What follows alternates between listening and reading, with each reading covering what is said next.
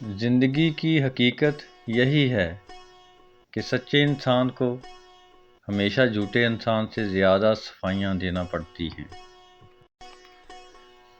معافی مانگنا کسی بھی رشتے کو نبھانے کے لیے سب سے اہم جز ہوتا ہے، کیونکہ معافی ایک بہادر انسان ہی مانگ سکتا ہے، اور اس سے بھی بہادر وہ انسان ہے جو معاف کر دیتا ہے۔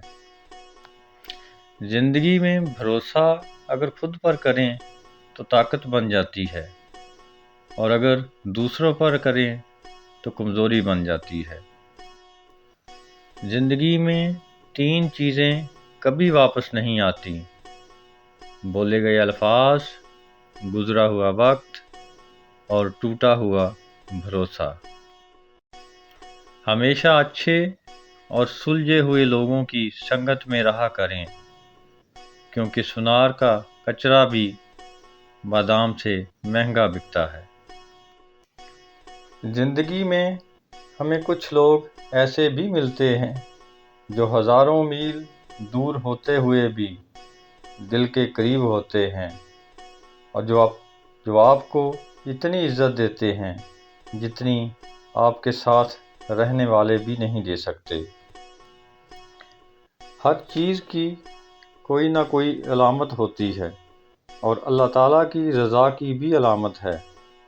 وہ یہ ہے کہ بندے کو عبادت کا شوق عطا کر دیتا ہے۔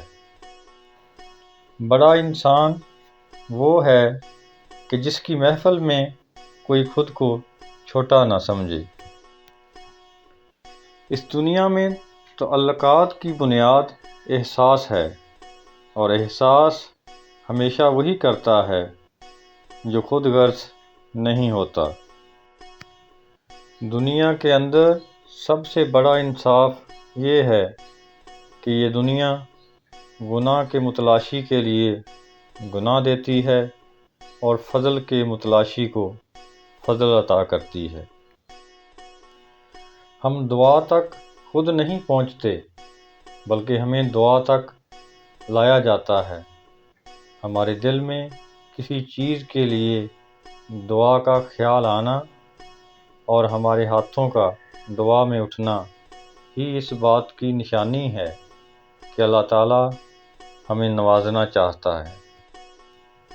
مولانا رومی رحمۃ اللہ علیہ کا ایک خوبصورت قول ہے کہ اگر تمہیں اپنے ارد گرد اندھیرا دکھائی دے رہا ہے تو ایک بار دوبارہ دیکھو، ہو سکتا ہے کہ تم خود ہی روشنی ہو۔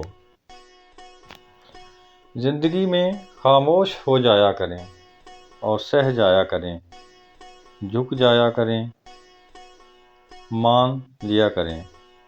یہ عاجزی ہے جو اللہ کو بہت محبوب ہے۔ بندہ جب بااختیار ہوتے ہوئے خاموش ہو جاتا ہے تو اللہ کی نظر میں معتبر ہو جاتا ہے۔